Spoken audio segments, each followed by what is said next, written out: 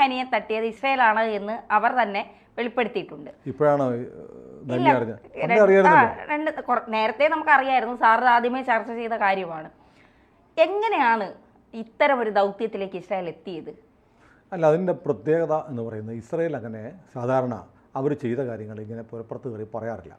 കുറേ കാലം കഴിഞ്ഞ് പറയായിരുന്നു. ഇപ്പോൾ അടുത്തിടയ്ക്കാണ് നെതന്യാഹു തന്നെ പറഞ്ഞു, പേജർ ആക്രമണം എൻ്റെ ഉത്തരവിൻ പ്രകാരമാണ് നടത്തിയതെന്ന് നെതന്യാഹു പറഞ്ഞു.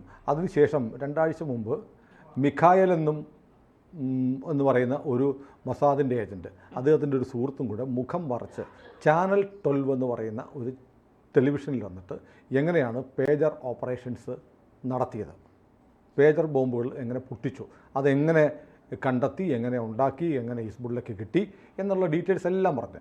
അപ്പോൾ മിഖായൽ പറഞ്ഞത്, ഞങ്ങൾ ഇതിനു വേണ്ടിയിട്ട്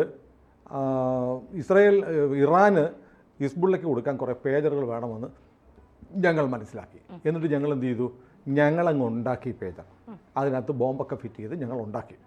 എന്നിട്ട് ഇത് ഇറാൻ മേടിക്കണമല്ലോ, ഹിസ്ബുള്ള മേടിക്കാൻ വേണ്ടി ഞങ്ങൾ എന്ത് ചെയ്തു, ഇതിന് വലിയ പരസ്യം കൊടുത്തു, ഞങ്ങളുടെ കയ്യിലുണ്ട് 1-ാം തരം പേജർ എന്ന് പറഞ്ഞ് പരസ്യം ചെയ്തു. ആര്? ഇസ്രായേലല്ല. ഇസ്രായേൽ പറയുന്നു ഞങ്ങൾ കമ്പനി ഉണ്ടാക്കും, ഷെൽ കമ്പനി ഉണ്ടാക്കും, ആ ഷെൽ കമ്പനിയുടെ പേരിൽ വേറെ ഷെൽ കമ്പനി ഉണ്ടാക്കും.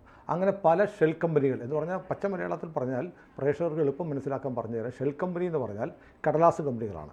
കടലാസ് കമ്പനികൾ ഉണ്ടാക്കി നമ്മുടെ വയനാടുകാരൻ ഓർക്കുന്നില്ലേ? റിൻസൺ വരെ അതിൻ്റെ ഭാഗമായിരുന്നു, അറിഞ്ഞോ അറിയാതെ. ഇങ്ങനെ ഷെൽ കമ്പനികൾ ഉണ്ടാക്കി, ഒരു കമ്പനി ഉണ്ടാക്കി, ആ കമ്പനി വേറൊരു ഷെൽ കമ്പനിയായിട്ട് ബന്ധം ഉണ്ടാക്കും. അങ്ങനെ 4-5 കമ്പനികൾ മറിഞ്ഞു വരും. ഇതിൻ്റെ ഒറിജിൻ എവിടെയാണ് തുടക്കമെന്ന് ആർക്കും കണ്ടുപിടിക്കാൻ പറ്റാതെ വരും. അങ്ങനെ ഉണ്ടാക്കിയ ഷെൽ കമ്പനികൾ ഉണ്ടാക്കി പേജറുകൾ നിർമ്മിച്ചിട്ട് വലിയ പരസ്യം കൊടുത്തു. വലിയ പരസ്യം കൊടുത്തിട്ട് അതിന് വലിയ റേറ്റും ഫിക്സ് ചെയ്തു. വലിയ റേറ്റ് എന്തിനാണ് ഫിക്സ് ചെയ്തെന്ന് പറഞ്ഞാൽ, ഞങ്ങൾ ഈ സാധനം ബോംബ് വെച്ച് ഉണ്ടാക്കിയിരിക്കുകയാണ്, ഇത് മേടിക്കാൻ വേറെ ആരും വരരുത്, ഞങ്ങൾക്കിത് ആര് വാങ്ങണം, ഹിസ്ബുള്ള തന്നെ വാങ്ങണം. അപ്പോൾ അങ്ങനെ ഞങ്ങളിത് പരസ്യം ഉയർന്ന റേറ്റും ഫിക്സ് ചെയ്തു. നല്ല ഇതിൻ്റെ ക്വാളിറ്റിയും, വെള്ളത്തിൽ പോയാൽ നശിക്കത്തില്ല, ചെളിയിൽ പോയാൽ നശിക്കത്തില്ല എന്നൊക്കെ പറഞ്ഞ്, ബാറ്ററി ലൈഫ് ഏറ്റവും കൂടുതലാണെന്നൊക്കെ പറഞ്ഞ് ഞങ്ങൾ പരസ്യം ചെയ്തപ്പോൾ സ്വാഭാവികമായും ഹിസ്ബുള്ള ഇത് തേടി വന്നു. ഞങ്ങൾ ഈ സാധനം അവർക്ക് വിറ്റു. അങ്ങനെ വിറ്റ് ഈ സാധനം ഇവരെല്ലാം മേടിച്ച് ഇവരുടെ പോക്കറ്റിലും അരക്കെട്ടിലും ഒക്കെ ഫിറ്റ് ചെയ്തുകൊണ്ട് പേജറും വെച്ചുകൊണ്ട് നടക്കുന്നു.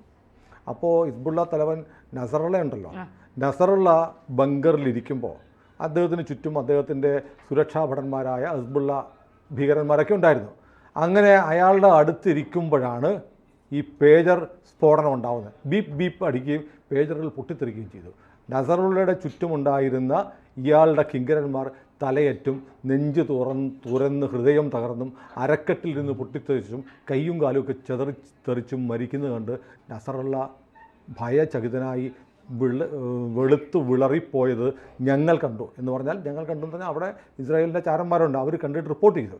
അതിനുശേഷം ഇദ്ദേഹം ഈ ഭടന്മാരെയൊക്കെ വിളിച്ചുകൂട്ടി. 5000-ഓളം ആളുകൾക്കാണ് പ്രധാനപ്പെട്ട അവയവങ്ങളൊക്കെ നഷ്ടപ്പെട്ട് 5000-ഓളം ആളുകൾ ജീവച്ഛവങ്ങളായി മാറി.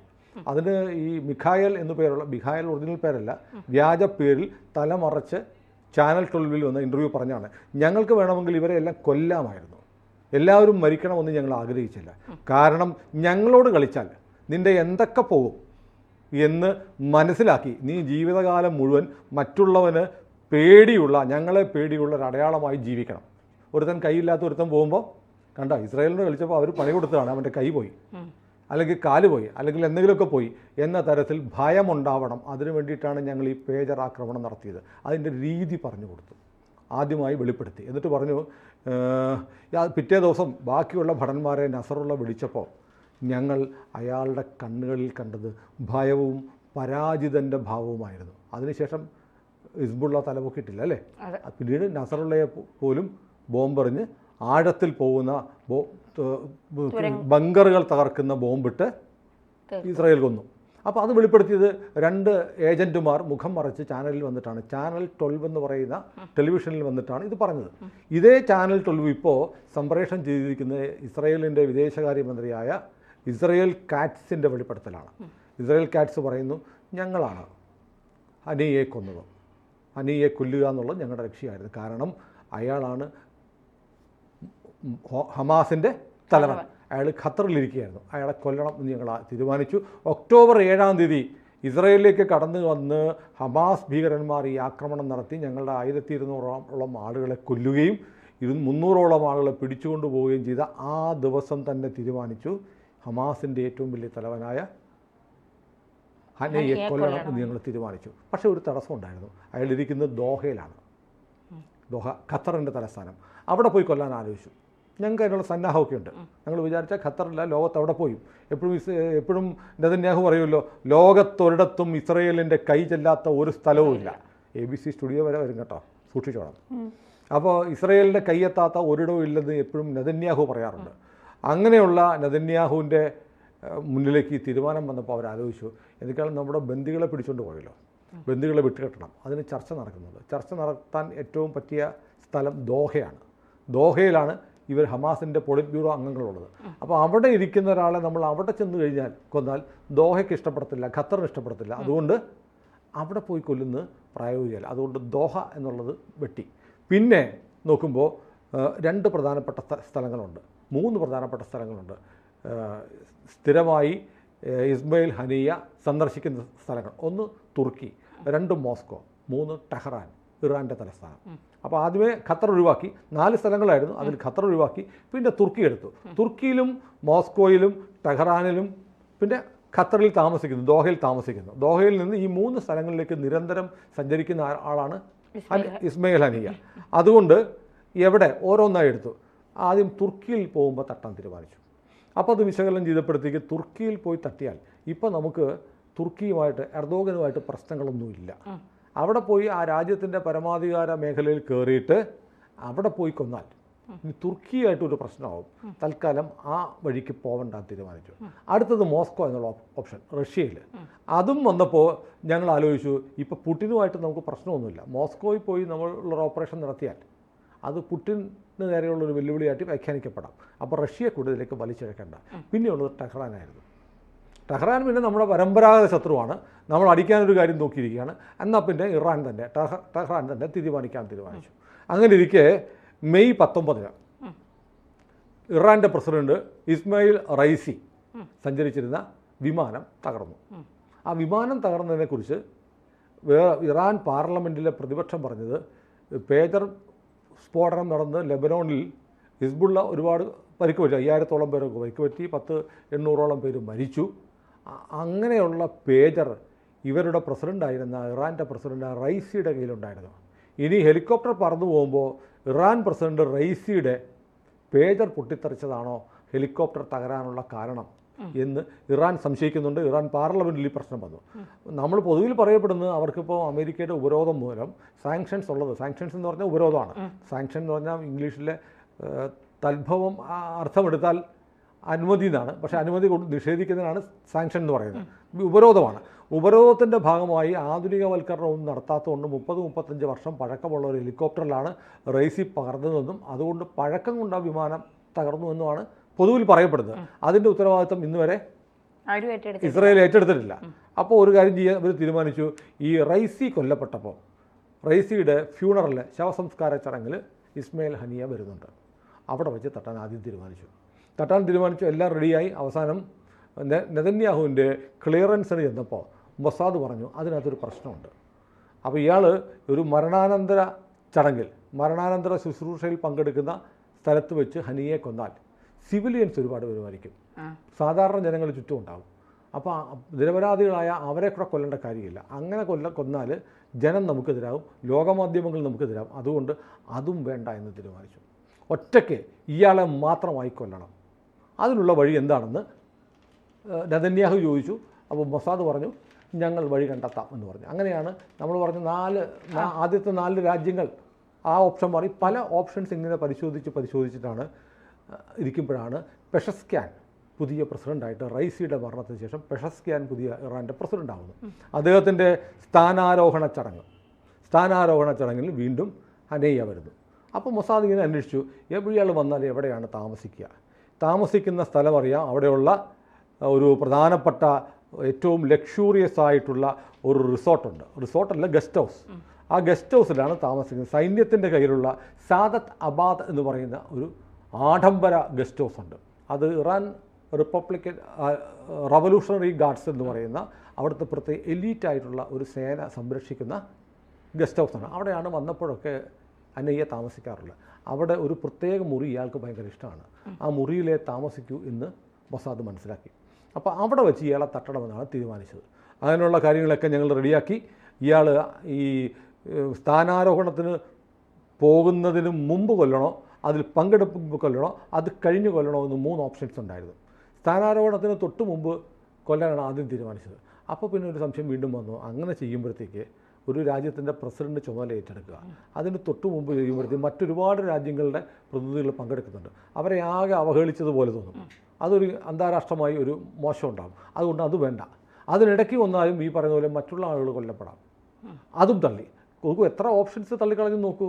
അങ്ങനെ വന്ന് അവസാനം തീരുമാനിച്ചു ഇയാൾ ഇതെല്ലാം കഴിഞ്ഞിട്ട് ഇയാളുടെ മുറിയിൽ വരുമ്പോൾ ഈ സാദത്ത് അബാദിലെ ലക്ഷറി ഗസ്റ്റ് ഹൗസിലേക്ക് വരുമ്പോൾ അവിടെ വെച്ച് കൊല്ലണം എന്ന് തീരുമാനിച്ചു. അപ്പോൾ ഡേറ്റ് തീരുമാനിച്ചു, സമയം തീരുമാനിച്ചു, സ്ഥലം തീരുമാനിച്ചു.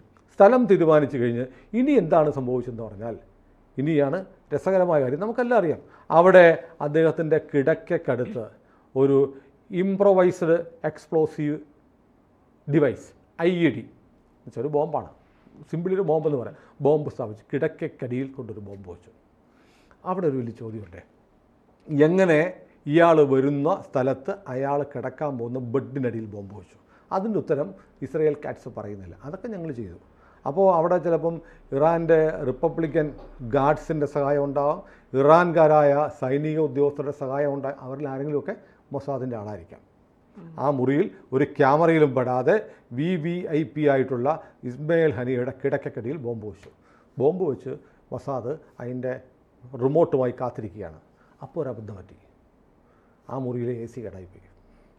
AC കേടായി. ഇസ്മയിൽ ഹനിയായിരിക്കുന്ന മുറിയിലെ AC പ്രവർത്തിക്കുന്നില്ല എന്നുള്ള മെസ്സേജ്. ഉടനെ AC നന്നാക്കണം എന്ന് പറഞ്ഞു. അപ്പോൾ AC നന്നാക്കാൻ ഒരാൾ വന്നു കഴിഞ്ഞപ്പോൾ ഇവർക്ക് മൊസാദിന് ഒരു സംശയം, ഇനിയിപ്പോൾ ഈ AC കേടായതുകൊണ്ട് ഇയാൾ ആ മുറി മാറിയേക്കുമോ എന്നൊരു സംശയം ഉണ്ടായി. അപ്പോൾ ഏതാണ്ട് ചിലപ്പോൾ ഇത് അബോർട്ട് ചെയ്യേണ്ടി വരും എന്ന് കരുതി മൊസാദ് കാത്തിരിക്കുകയാണ്. പക്ഷേ AC വന്ന ടെക്നീഷ്യൻ വളരെ പെട്ടെന്ന് എയർ കണ്ടീഷണർ നന്നാക്കി കഴിഞ്ഞപ്പോൾ ഹനിയ വീണ്ടും ആ മുറിയിലേക്ക് വന്നു. അപ്പോൾ മൊസാദിന് ആശ്വാസം. പുലർച്ചെ 1:30 ഏതോ ഒരു വിദൂര കേന്ദ്രത്തിൽ നിന്ന് മൊസാദിൻ്റെ ചാരൻ ആ റിമോട്ട് എടുത്ത് ഒരമർത്തി. ഹനിയ തീർന്നു. ഉറക്കത്തിലാണ്. പുലർച്ചെ 1:30 മണിക്ക് ഹനയ്യ തട്ടിപ്പോയി. ഹനയും അയാളുടെ സെക്യൂരിറ്റി ഗാർഡും രണ്ടുപേരും ഒരു കട്ടിലാണ് നടക്കുന്നത് എനിക്കറിയില്ല കേട്ടോ. സെക്യൂരിറ്റി ഗാർഡും ചത്തുപോയി എന്ന് മാത്രമല്ല, അതിൻ്റെ പുറം ഭിത്തിയിൽ ഒരു വലിയ ദ്വാരമുണ്ടായി എന്നാണ് പറയുന്നത്. പക്ഷേ അപ്പോൾ വലിയൊരു തമാശയുണ്ടായി. അതായത് ഇവരുടെ ഒരു ഖുദ്സ് ഫോഴ്സ് എന്ന് പറഞ്ഞ ഒരു എലീറ്റ് ഫോഴ്സ് ഉണ്ട്. അവരുടെ ഒരു പ്രത്യേക സേനയാണ്. ആ ഖുദ് ഫോഴ്സാണ് ഈ ഹിസ്ബുള്ളിനെയൊക്കെ സഹായിക്കുന്നത്. ഖുദ് ഫോഴ്സിൻ്റെ തലവൻ്റെ പേര് ഇസ്മയിൽ ഖാസി എന്നാണ്. ഇതോടുകൂടി ഇസ്മയിൽ ഖാസി എന്നറിയോ, അയാൾ ആകെ വരണ്ടു പോയി. അയാളാണ് ഈ സുരക്ഷാ കാര്യങ്ങളൊക്കെ നോക്കണ്ടേ.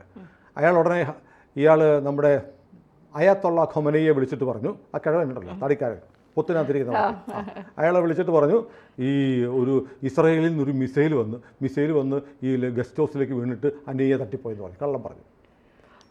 കള്ളം പറഞ്ഞപ്പോൾ ഉടനെ ഖമനയി പറഞ്ഞു, എന്നാൽ ഒരു കാര്യം ഇസ്രായേലിലേക്ക് തിരിച്ചു വിടണ ആ ഒരു മിസൈൽ എന്ന് പറഞ്ഞു.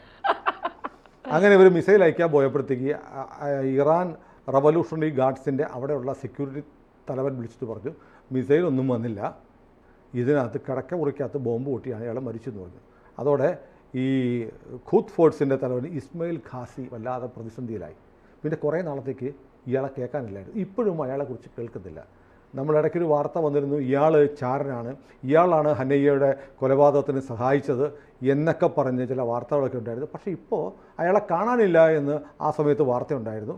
ഇറാൻ പറഞ്ഞു ഇല്ല, അയാൾ ഇവിടെ തന്നെ ഉണ്ടെന്ന് പറഞ്ഞു. പക്ഷേ ഖുദ് ഫോഴ്സിൻ്റെ തലവനായ ഇസ്മയിൽ ഖാസിയെ അതിനുശേഷം ലോകം കണ്ടിട്ടില്ല, കേട്ടിട്ടില്ല, അറിയുന്നില്ല. അപ്പോൾ ഒരുപക്ഷെ അയാൾ മൊസാദിൻ്റെ ചാരനായിരുന്നു എന്ന് ഖമനയിക്ക് മാത്രമേ അറിയാവുള്ളൂ, ഖമനയി ജീവിച്ചിരിപ്പുണ്ടെങ്കിൽ. അപ്പോൾ ഇങ്ങനെയാണ് ഈ ഓപ്പറേഷൻസ് നടന്നതെന്നാണ് ഇസ്രയേൽ ഇപ്പോൾ പറയുന്നത്. അപ്പോൾ ഏതായാലും നമ്മൾ ആലോചിക്കുമ്പോൾ ഒരു രഹസ്യാന്വേഷണ സേന, ഒരു ചാരസംഘടന ഒരാളുടെ പിന്നാലെ നടന്ന് ഓരോന്ന് ചെയ്യുന്നു. ആദ്യമേ ഹനയ്യ ഇറാനിൽ വരണം, ഇറാൻ എന്ന് തീരുമാനിച്ചു. ഇറാനിൽ അയാളെ വരുത്താൻ എന്താ പരിപാടി?